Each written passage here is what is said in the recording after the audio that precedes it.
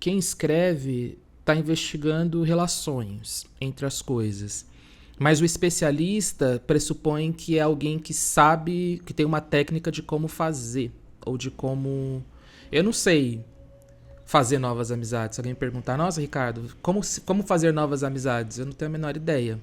Mas eu quando escrevo um livro, eu sou profundamente empática com o leitor para o qual escrevo.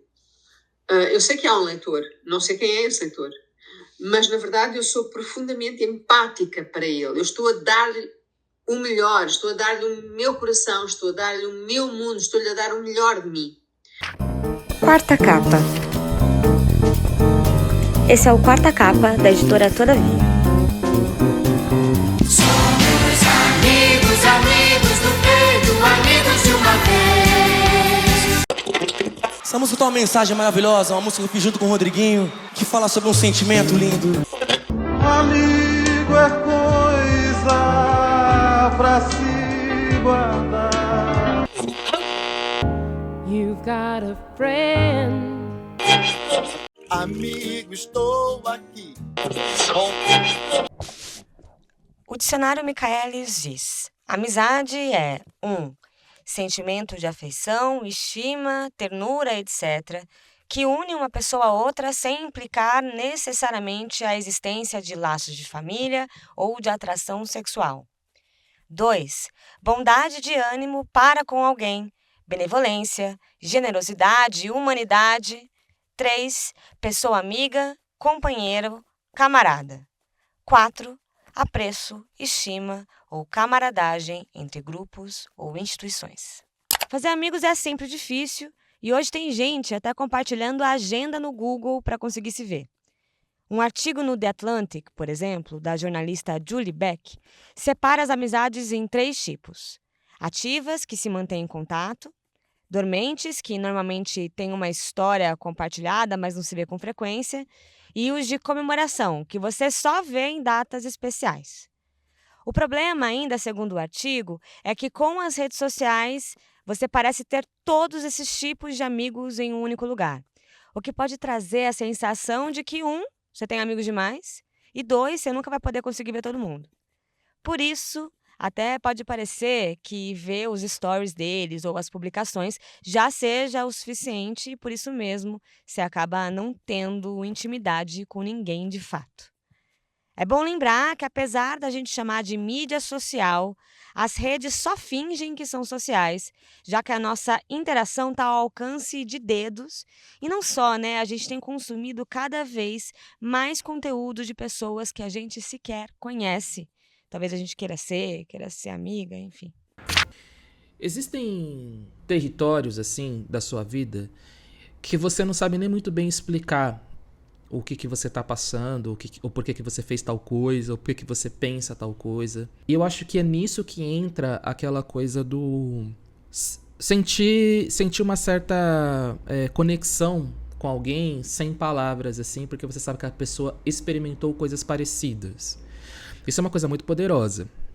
Não acho que é limitador, porque eu também fiz muitas amizades com pessoas que tiveram infâncias e vidas bem diferentes. Mas o tipo de amizade que eu tenho com essas pessoas, ela faz curvas diferentes do que o tipo de amizade que eu faço com pessoas que vieram, por exemplo, do mesmo território que eu, ou passou por coisas parecidas comigo. Não só na coisa de vir do território também, mas tem uma multiplicidade, né, daquilo que você é. Então, eu sou uma pessoa que cresceu na periferia, mas eu tenho um certo tipo de gosto musical, eu tenho um certo tipo de família. Ou eu tenho o fato de eu ser um homem negro, mas eu sou um homem negro, meu pai é branco, minha mãe é negra. Mas meu pai é branco, mas meu pai ele é nordestino, analfabeto. E tem uma série de coisas, assim, tem uma série de quebras dentro disso, da coisa do território, da infância e tal. Então tem muitos acessos, né? Acho que a relação se estabelece em 2 momentos, o acesso e a conexão. Nem todo acesso vira uma conexão, né? Mas toda conexão precisa de um acesso para existir. Essa voz que você ouviu é do Ricardo Terto, um dos autores entrevistados nesse episódio. Se você é um ouvinte antigo desse podcast, você deve estar sentindo um déjà vu. Isso porque até a temporada passada era o Terto quem apresentava o Quarta Capa. caso você seja novo por aqui, meu nome é Tatiane Leite e estamos chegando já ao final dessa temporada. Mas dessa vez o Terto está do outro lado da mesa. Isso porque eu quis chamá-lo para fazer uma série de perguntas sobre os seus livros, mas também entender se ele sabia que a gente já era amigo de longa data. Pelo menos era essa a sensação que eu tinha. Eu já te conhecia antes, né, de outras produções que você faz. Mas lendo o seu livro e sabendo das suas histórias ali, das suas crônicas e tal, eu acho que eu sou sua melhor amiga já, né? Eu acho que eu conheço você profundamente, que eu conheço sua mãe, que eu conheço seus amigos de infância, que eu sei quem você é. É interessante esse lugar que a literatura ocupa, né? Você tá ali, na sua casa, ou no transporte público, ou lavando a louça, ou lendo para uma criança, eu sei lá. Algo muito seu, muito pessoal, e de repente você tá vendo muito de perto a história de alguém, mesmo que a ficcional. Eu mesma, que comecei a ler, como grande parte dos leitores, buscando livros como companhia na infância, ao ficar entusiasmada com algum escritor, eu começo a me sentir muito próxima dele, como se a gente fosse amigo de verdade, como se o ato de conhecê-lo através das palavras fosse a mesma coisa que saber pessoalmente como ele é. A literatura é um espaço muito sagrado, um espaço de transmutação do pensamento, das emoções, dos sentimentos do escritor e da forma como vive. É uma transmutação dos seus sentimentos para uma materialidade que é uma história. Essa voz, por sua vez, é de outra amiga minha. Na verdade, a gente se conheceu ali naquela videochamada, mas mais uma vez eu já achava que a gente era muito próxima. O nome dela é Isabela Figueiredo, autora nascida em Moçambique que hoje vive em Portugal. Pela Todavia, ela publicou em 2009 Caderno de Memórias Coloniais, A Gorda e Um Cão no Meio do Caminho. A história tem um lado imaterial, que é aquele lado que é completamente invisível do ponto de vista da impossibilidade de se construir um objeto com ela, não é? Não se pode construir um objeto com a literatura, com a história, mas, no entanto, ela é bastante material quando nós construímos um livro. Um livro é material e o livro é o veículo dessa história. Mas eu, quando escrevo um livro, eu sou profundamente empática com o leitor para o qual escrevo.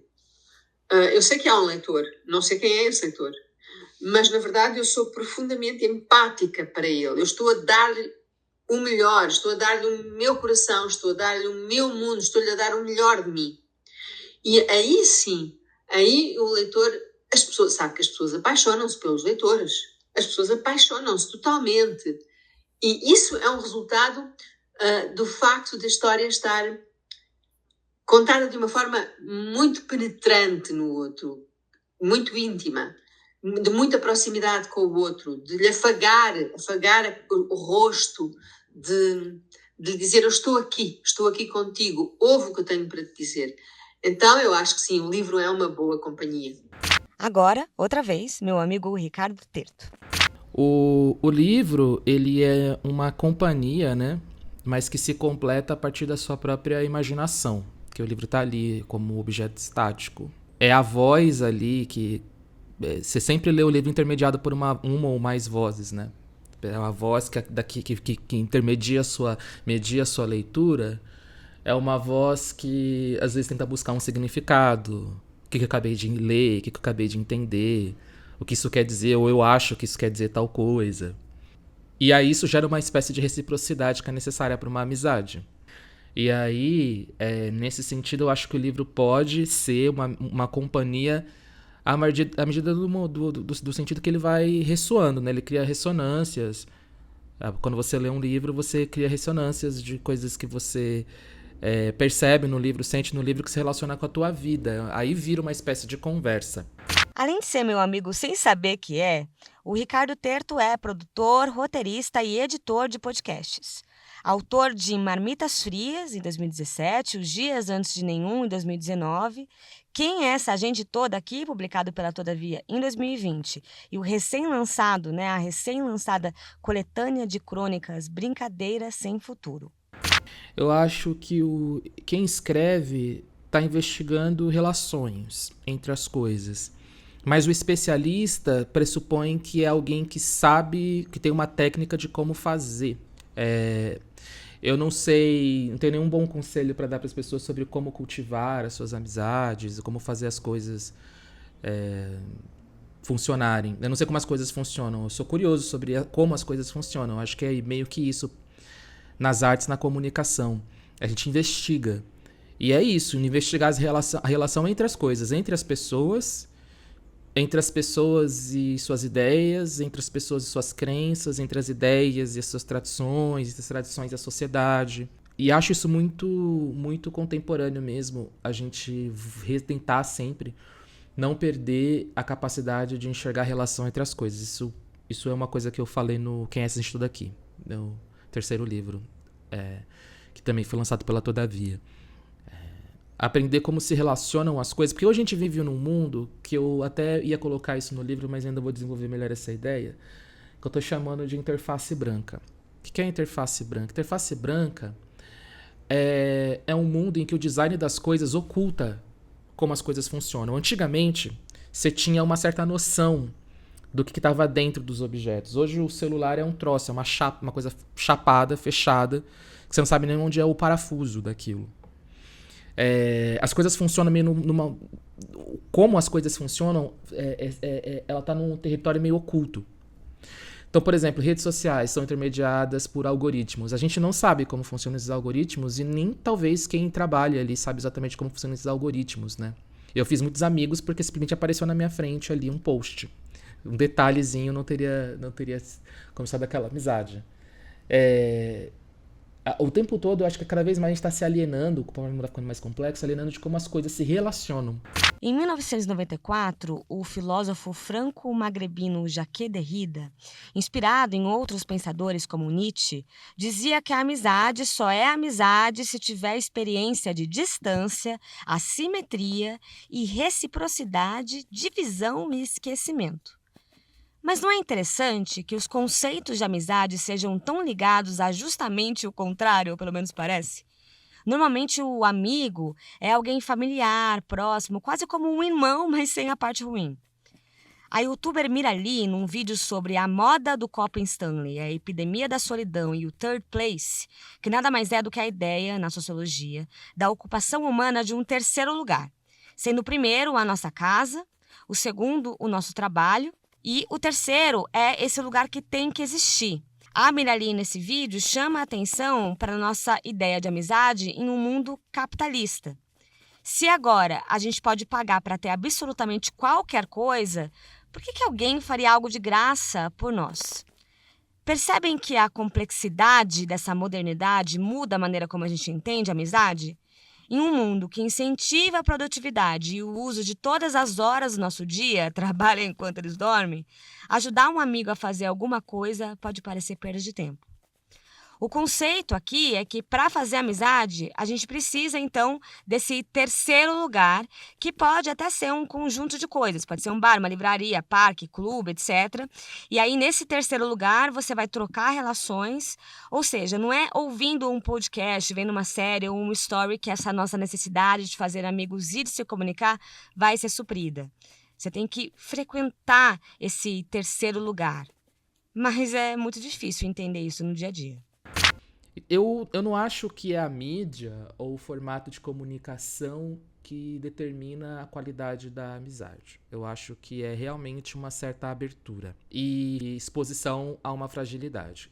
O que eu acho que dificulta hoje bastante para todo mundo, não só para a geração mais jovem, o que pode dificultar muito é essa pressão de você ser um pouco ser coerente, ou ser exageradamente coerente a um certo personagem, assim.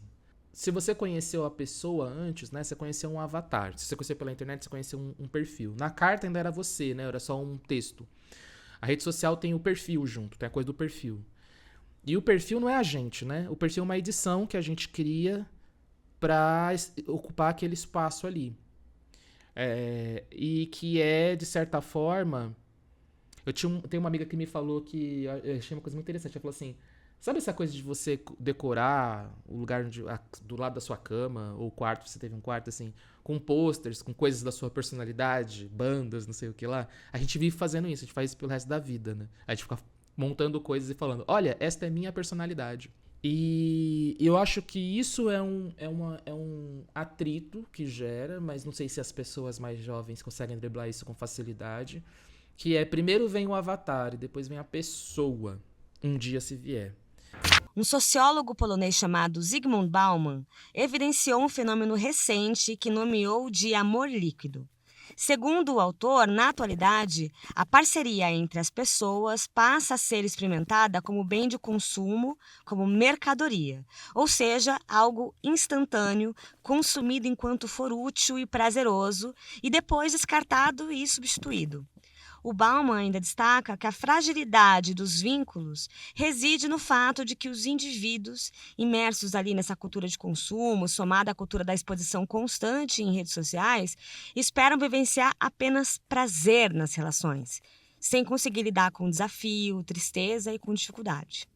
Oi, pessoal, meu nome é Ana Sui, eu sou psicanalista e escritora e vim aqui fazer um pequeno comentário, então, sobre esse tema da amizade.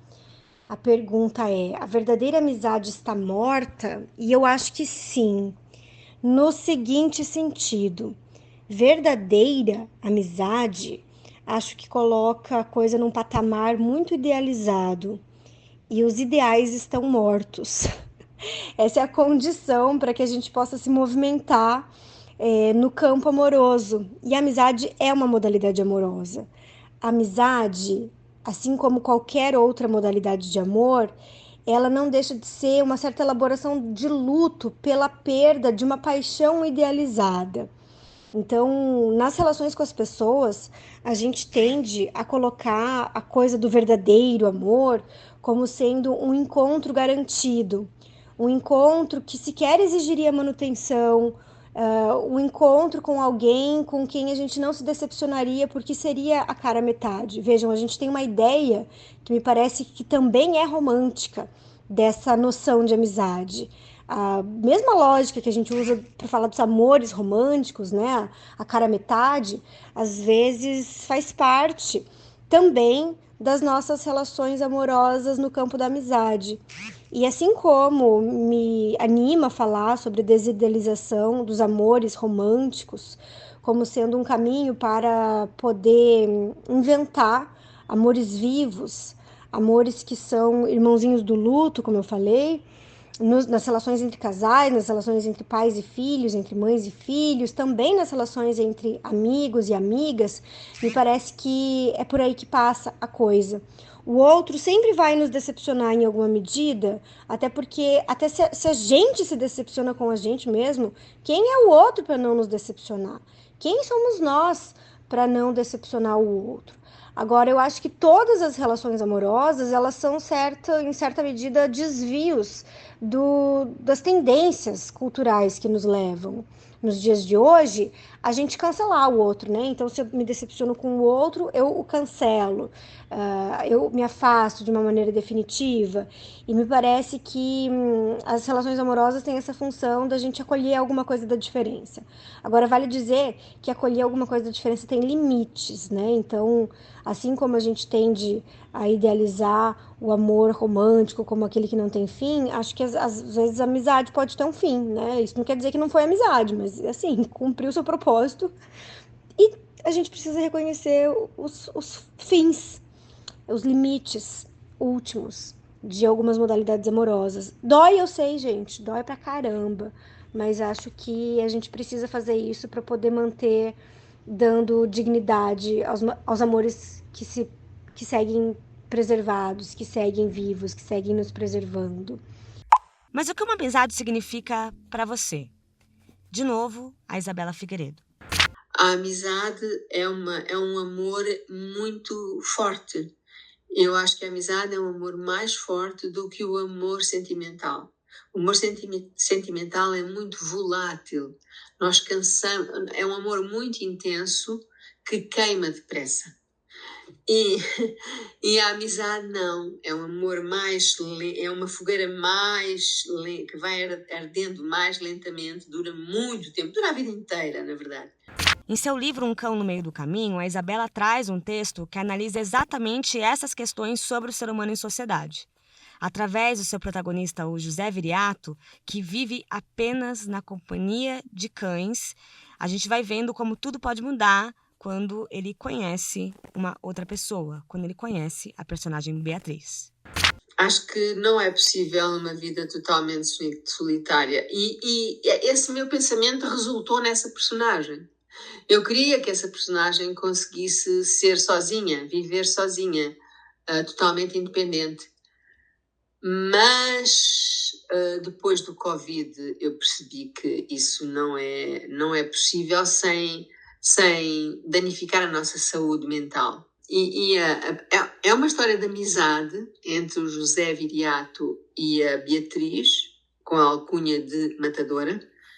E eu quis sempre que fosse uma história de amizade. Algumas pessoas pensam que quando eles se conhecem, tudo aquilo vai tornar-se amor, apaixonado, mas nunca foi a minha intenção. Mas no início de uma relação entre duas pessoas, há sempre um conhecimento que pode levar ao amor. Mas aquelas duas personagens carentes e tristes, o objetivo dela já não é o amor. O objetivo dela já é apenas a companhia. Ter companhia, ter alguém com quem falar, ter alguém que trata de nós. E eu quis salvar esse sentimento de amizade entre as pessoas, que é muito bonito. As pessoas não têm um interesse uma na outra, um interesse sexual. Não. Elas têm apenas interesse na amizade, na partilha com o outro. E isso foi algo que eu quis muito fazer. E sim, tem a ver com o Covid. Eu sofri muito no Covid, fechada em casa, sozinha. E eu precisava de soltar esses meus demónios da solidão. Se todos, invariavelmente, passam por essas questões, tanto na literatura quanto na vida real, e se também a gente sai por aí desesperado para construir relacionamento afetivo e deixar de ser sozinho, eu fiquei me perguntando como seria se a gente não pudesse fazer amizades de maneira geral. Mais do que isso, eu fiquei me perguntando como a amizade entra no nosso dia a dia e com a gente mesmo. Não sei nem se é possível fazer esse exercício, porque eu imagino que ele já esteja muito costurado em você, né? É a sua vida que está sendo dita ali. Mas dentro dessa narrativa, você seria amiga dessa protagonista que é você? Honestamente, não. Não porque eu como leitora não gostasse dela, ela iria fascinar-me, de certeza absoluta, mas ela é uma pessoa muito complexa, é uma pessoa muito, com a cabeça muito complicada, com muito amor e muita raiva ao mesmo tempo. Eu acho que ela é uma pessoa difícil. E, portanto, se eu queria ser amiga dessa pessoa, não queria. Mas também devo dizer que há personagens que eu gosto muito de fora. Olha, por exemplo, dou-lhe um exemplo. A personagem da menina no livro O Amante, de Marguerite Duras. Eu acho uma personagem fabulosa. Mas eu não queria ser amiga daquela miúda. Portanto, uma coisa é o fascínio com as personagens, tal como temos fascínio com pessoas. Mas não queria. Eu seria. Eu não sendo eu mesmo, mas eu tô falando que eu seria, mas eu não seria eu mesmo, eu seria um clone de mim, né? Porque ainda não estabeleci quem eu seria se eu não fosse eu mesmo. Se eu fosse uma pessoa que eu... Porque assim, eu sou uma figura que... Eu gosto muito de conversar. Eu gosto muito de pirar em algumas coisas. Então, se eu continuar sendo uma pessoa meio curiosa e nerd, acho que eu conseguiria fazer amizade comigo mesmo. E essa resposta nasceu ao longo do tempo, porque eu acho que até alguns anos atrás, não. Eu não me via como amigo de mim mesmo. Na verdade, eu sentia que eu era um problema a ser superado por mim mesmo, entendeu? Então eu falava que eu sobrevivi à minha infância e a minha infância sobreviveu a mim. Hoje não. Hoje eu tô um pouco mais confortável, assim, habitar a minha própria vida e também virar amigo de mim mesmo. Então eu acho que eu seria, assim, nesse momento da minha vida, eu seria um amigo. Não sei se o melhor, mas eu me chamaria para algumas boas conversas. Essa foi a primeira parte do nosso episódio sobre essa coisa chamada amizade. Os entrevistados foram os escritores Ricardo Terto e Isabela Figueiredo. A participação especial foi da Ana Sui. No início do episódio, usamos trechos das músicas Amigos do Peito, canção da Turma do Balão Mágico, A Amizade é Tudo, de Tiaguinho e Rodriguinho, Canção da América, de Milton Nascimento, You've Got a Friend, de Carolyn King e Amigo Estou Aqui, do artista Zé da Viola. Não sai daí, porque daqui a pouco vai ter uma dupla de amigos disputando para ver quem conhece mais livros. Você vai ver agora um audiolivro da editora Todavia. No começo, os 50 Kajapukuji iriam para o Canadá. Tendo saído da Amazônia, de um lugar mais quente que o inferno e onde as chuvas equatoriais já não caíam tão caudalosas quanto no passado, dificilmente se adaptariam aos rigores negativos do clima canadense. Assim, terminaram em Oaxaca. Se a zona árida da planície daqui não servia para eles, nada mais no mundo se parecia com a selva amazônica ou com aquilo que restava dela. Algumas dezenas de hectares de árvores agonizantes em vias de serem calcinadas pelo sol. Os Kajapukuji, uma tribo isolada que recusava contato com o homem branco, viviam numa paisagem desertificada sem estarem preparados. Esse foi um trecho do livro A Morte e o Meteoro, do Joca Reiners Terron, narrado pelo próprio autor. O audiolivro completo está disponível nas plataformas Kobo, Google Play, Esquilo e Audible. Que livro é esse? Show! Então estamos aguardando aí o Vinícius perder, é isso? Exatamente, com certeza absoluta. Se apresentem, porque vocês são novos aqui no podcast, mas não são novos na vida da Todavia. Então, se apresentem aí. Eu vou começar porque o C vem antes do V, né? Então... Como sempre, na lista da chamada da escola, eu sou o último. Eu sou a Catarina Matavelli, tô aí na internet já há alguns anos, produzindo conteúdo sobre literatura, cinema, cultura no geral, também com a newsletter Um Canto Nosso. E além disso, também sou artista colagista. Apesar de formada em psicologia, vocês podem ver que eu fui galgando aí várias coisas ao mesmo tempo. E faço alguns trabalhos eventuais de social media, atualmente na comunicação da Escrevedeira, Centro Cultural de Literatura e Escrita, que oferece cursos aí nesses temas. Bom, oi gente, eu sou o Vinícius Barbosa, sou mestre em História, trabalho no mercado editorial em frentes diversas, editorial, também social media, e falo de literatura e história da América Latina, sobretudo no Instagram, no @latinaleitura. E como a gente estava conversando aqui nos bastidores, prometo aí, como bom representante da ala masculina, não entregar absolutamente nada, porque ainda que eu seja historiador, minha memória é tenebrosa. E a gente está num descompasso aqui, porque a Catarina ela é uma leitora ávida, ela lê 40 livros por dia. Então, assim, eu tô numa grande desvantagem. Sim, já estou me desculpando pelo desempenho tenebroso aí que eu vou apresentar para vocês, mas vamos ver.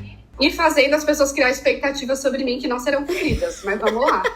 Exatamente.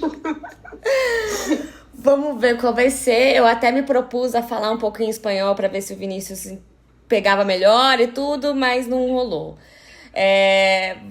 O legal desse episódio é que é um episódio sobre amizade. E além de Catarina e Vini serem amigos pessoais, eles também são meus amigos pessoais. Então, estamos aqui também na zoeira, então a intimidade é essa, gente.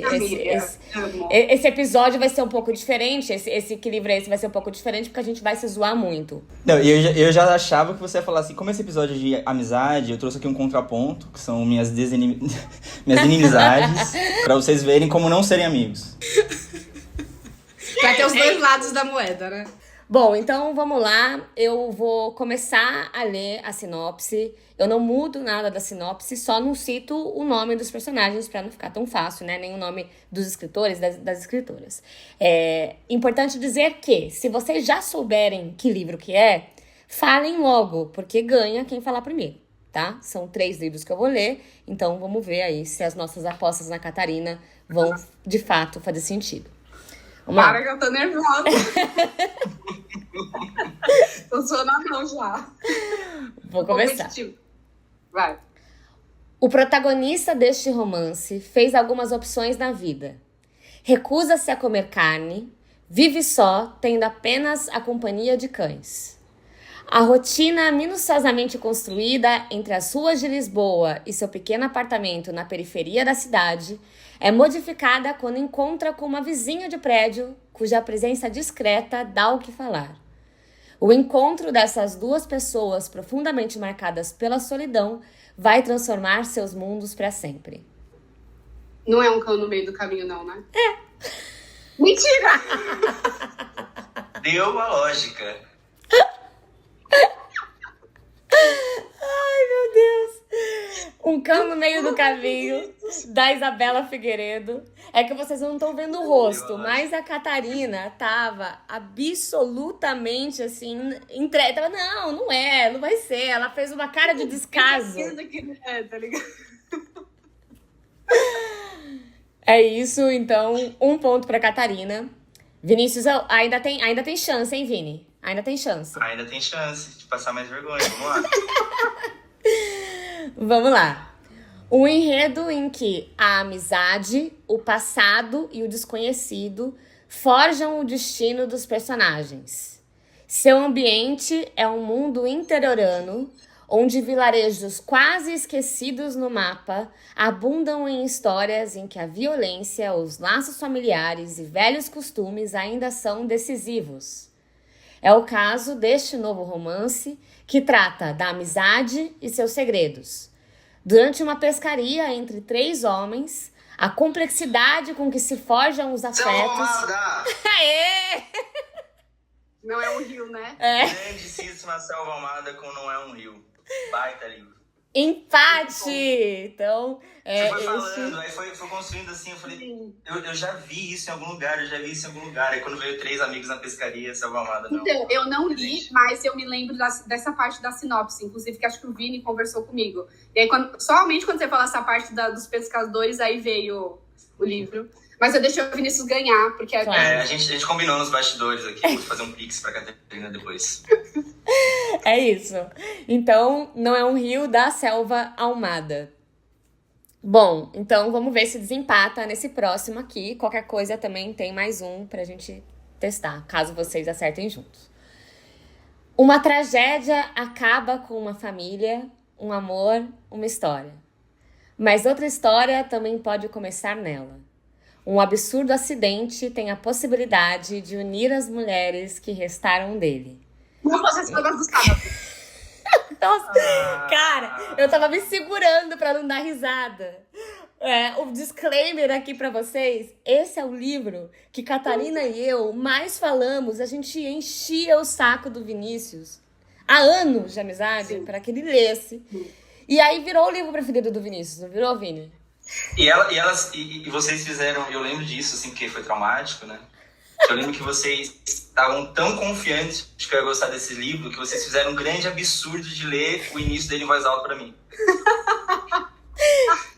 Porque eu fico constrangido, eu não sei qual é o motivo, mas eu fico constrangidíssimo de leituras em voz alta pra mim. Se for em público, tiver uma galera vendo, tá tudo bem, mas quando chega do meu lado e fala assim, deixa eu ler um trecho pra você, eu vou morrendo por dentro. É pra você ler sob pressão, funcionou e você leu, entendeu? Não, mas funcionou, porque realmente é um dos melhores começos realmente que eu li nos últimos tempos, assim. E fizemos o mesmo com a Patrick e Rodrigo, espero que eles tenham lido a essa altura. É isso. Um grande esquema de pirâmide, né? Com certeza. Maiores vendedoras de Mariana Salomão Carrara no Brasil. Exatamente. Tem que começar a receber os royalties junto. É isso. Então, que bom que a Catarina acertou, porque ia ficar muito feio se Catarina errasse. Cara, olha... Na primeira frase, eu vou falar assim, na primeira frase eu já desconfiava que era, mas eu falei, Tatiana não ia dar essa, né? Tatiana não ia mandar essa. Eu falei, vou esperar mais um pouco. Pois mandei. Pois mandei. Agradeço a homenagem. Então, 2 pontos pra Catarina. Catarina é a vencedora, mas Vini não foi de lavada. Não foi de lavada, não foi de lavada. Esse é o lado, isso acho que é o lado bom da amizade, né? Que você consegue combinar com a pessoa nos bastidores e ela é tão amiga que ela segue o combinado, assim. Então ela deixa você fazer um ponto pra não ficar feio. Exatamente. Pra masculinidade não sair ferida, nem nada desse tipo. Exato. É isso. E vocês viram que eu também fui muito amiga, porque todos os livros falam sobre amizade, né, também, mas um dos livros é da convidada desse episódio.